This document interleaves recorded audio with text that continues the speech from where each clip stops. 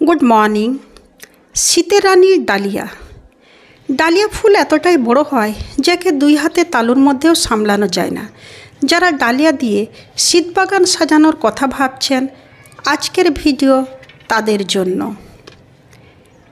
এই গাছগুলি আমার গত বছরের গাছ। প্রত্যেকবারই ডালিয়া আমাদের শীত বাগানের একটা গুরুত্বপূর্ণ অংশ। আমার চ্যানেল সবুজে ঘেরা বনলতায় আজ আমি আলোচনা করব ডালিয়ার চারা বসানো থেকে ডালিয়ার বেশি পরিমাণের ও বেশি সময় ধরে ফুল পাওয়ার প্রতিটি স্টেপ আর এই গাছকে পরের বছরের জন্য সংরক্ষণ করে রাখার সঠিক পদ্ধতি। চলুন এদের মাটি তৈরি দেখা যাক। আমরা যখন ডালিয়া চারা কিনে আনি এরকম ছোট পটের মধ্যে থাকে, সেই থেকে চারাটিকে কিন্তু প্রথমে এরকম বড় পটে বসিয়ে দেবেন না। আপনি এরকম ছোট মাটির পটে নিতে পারেন বা এরকম কফি কাপে প্রথম শিফট করে শিকড়টাকে ছড়িয়ে নেবেন, আর গাছটাও একটু লম্বা হয়ে যাবে। এরপরে আপনি যে পটটি নেবেন সেটি কিন্তু মাটিরই হোক বা প্লাস্টিকেরই হোক, সেটা কিন্তু 10 ইঞ্চি সাইজের হতে হবে, কারণ ডালিয়া গাছ বড় হয়। আর ড্রেনেজ সিস্টেমটাও দেখে নেবেন ঠিকঠাক ছিদ্রগুলো আছে কি না। এরপরে এর ড্রেনেজ সিস্টেমটার জন্য প্রথমে কিছু চিপস দেখুন আমি ছড়িয়ে দিলাম, এভাবে ড্রেনেজ সিস্টেমটা রেডি করে নেবেন। এবার এখানে দেখুন মাটি, আমার এখানে রোদে শুকনো বালি মিশ্রিত 2 ভাগ ঝুরঝুরে মাটি আছে, 1 ভাগ আছে গোবর সার, সরষে খোল আছে 2 টেবিল চামচ, 1 টেবিল চামচ হাড় গুঁড়ো, 1 টেবিল চামচ শিংকুচো আর 1 টেবিল চামচ নিমখোল। পুরো মিশ্রণটা ভালোভাবে মিশিয়ে নিয়ে আমি এটাকে রেস্টে রেখে দেবো। ততদিন কিন্তু ডালিয়া চারাটাও দিন 10-এর মধ্যে অনেকটাই শিকড় ছড়িয়ে নেবে। কারণ এই যে উপাদানগুলো আমি মেশালাম, দেখুন এখানে কোকোপিটটা আপনি কিন্তু মেশাতে পারেন নাও পারেন। ডালিয়া গাছ প্রচুর জল টানে, তাই কোকোপিটটা জলের ভারসাম্য রক্ষা করে।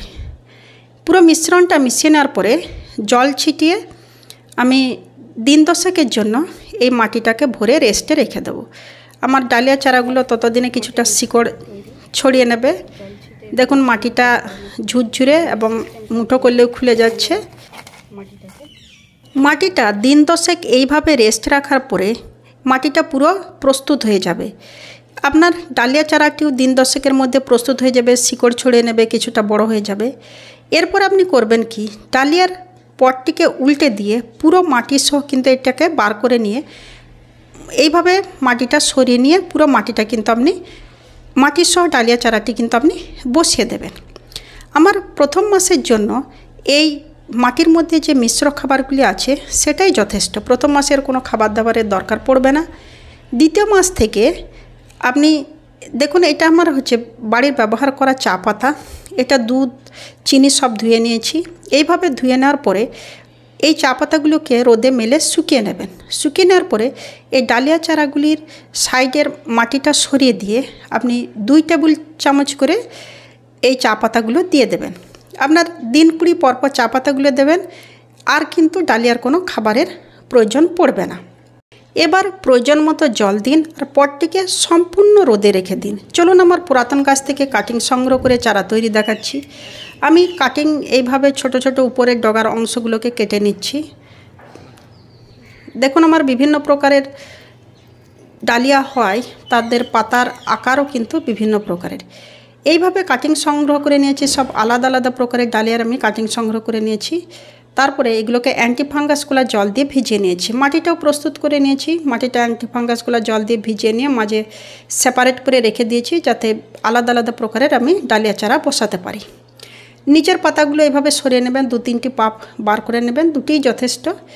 এইভাবে আমি ডালিয়ার কাটিংগুলোকে রেডি করে নিই। কাটিং এডস দেখুন ডালিয়া চারা গ্রো করার জন্য একটু কাটিং এডস দরকার হয়। আপনি এইভাবে কাটিং এডস নিয়ে আমি এইভাবে কিন্তু বসিয়ে দিই। এইভাবে 2টি পাপ বসিয়ে দিলেই কিন্তু যথেষ্ট। বসিয়ে দেওয়ার পরে এগুলোকে আমি 15 থেকে 20 দিনের মতো এদেরকে আমি ছায়ায় রেখে দেবো। ডালিয়া চারা যখন কিনবেন তখন তার ভ্যারাইটিসগুলোও কিন্তু চিনে নেবেন। আমার দেখুন এখানে বিভিন্ন প্রকারের আছে, পাতার সাইজ দেখুন, এটা হচ্ছে লং ভ্যারাইটিস ডালিয়া, বড় ফুল হয়। এটা ছোট কেনিয়া ভ্যারাইটিস, গাছ ছোট হয়, ফুল বড় হয়। এটাও দেখুন আরেক প্রকারের, এটাও কিন্তু আলাদা প্রকারের, এবং কালারও কিন্তু আমি আলাদা আলাদাভাবে বাছাই করে রেখে দিয়েছি। এইভাবে যখন ডালিয়া চারা কিনবেন দেখে নেবেন। চলুন দিন 15 পরে দেখা যাক এই চারা গাছগুলি যে বসালাম তারা কি পর্যায়ে আছে। দিন 15 পর দেখুন যে কাটিংগুলো বসালাম সেগুলো কিন্তু অনেকটাই বড় হয়ে গেছে। এর আলাদা আলাদা ভ্যারাইটিসগুলোও কিন্তু আপনি সুস্পষ্টভাবে বুঝতে পারবেন। চলুন দেখা যাক দিন 15 পরে এরা কেমন শিকড় ছড়িয়েছে। মাত্র 15 দিনে ডালিয়া চারা কিন্তু খুব তাড়াতাড়ি শিকড় ছড়ায়, তাই এদের খুব বেশি সময়ের প্রয়োজন পড়ে না। দেখুন আমার টল ভ্যারাইটিস দেশি ডালিয়াটাও সুন্দর শিকড় ছড়িয়ে গেছে। চলুন দেখা যাক কেনিয়া ভ্যারাইটিসটা কেমন শিকড় ছড়িয়েছে। একটা কেনিয়া ভ্যারাইটিস ডালিয়ার চারা তুলে দেখাচ্ছি।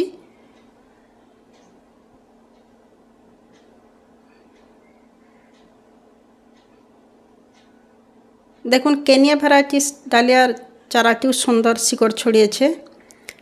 এইভাবে ডালিয়ার চারা তৈরি করে নিতে পারেন। আপনারা যখন ডালিয়া চারা কিনে আনবেন তখন কিন্তু আগেই বলেছি বড় পটে দেবেন না।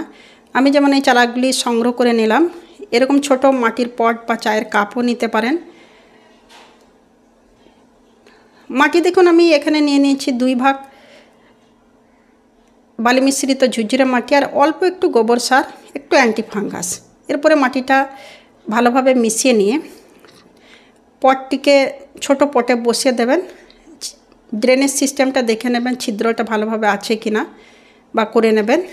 এইভাবে ডালের চারা যখন কিনে নিয়ে আসবেন তাকে শিফট করার পরে দেখুন আমি অ্যান্টিফাঙ্গাসগুলো জল দিয়ে এদেরকে শুধুমাত্র সকালে 2 ঘন্টা রোদে রাখবো। তারপরে দিন 10 জন্য এদেরকে আমি এইভাবে রেখে দেবো। দিন 10 বা দিন 15 পরে আপনি কিন্তু বড় 10 ইঞ্চি পটে শিফট করে দেবেন। পুরাতন ডালিয়া গাছ ফেলে না দিয়ে আপনি কিন্তু এইভাবে সংরক্ষণ করেও রেখে দিতে পারেন।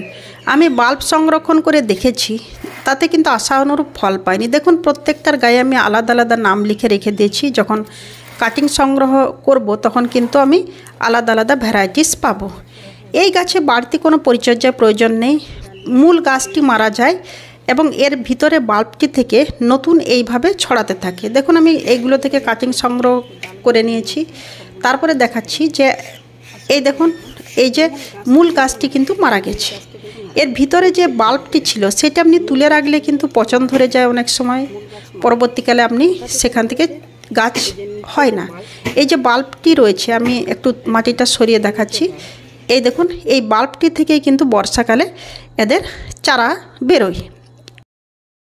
চ্যানেলটা যদি আপনার প্রয়োজনের মনে হয় সাবস্ক্রাইব করে নেবেন, পছন্দ হলে লাইক করবেন, কমেন্ট করবেন। প্রশ্ন থাকলে আমি যথাযথ উত্তর দেওয়ার চেষ্টা করব। গাছ করুন, ভালো থাকুন।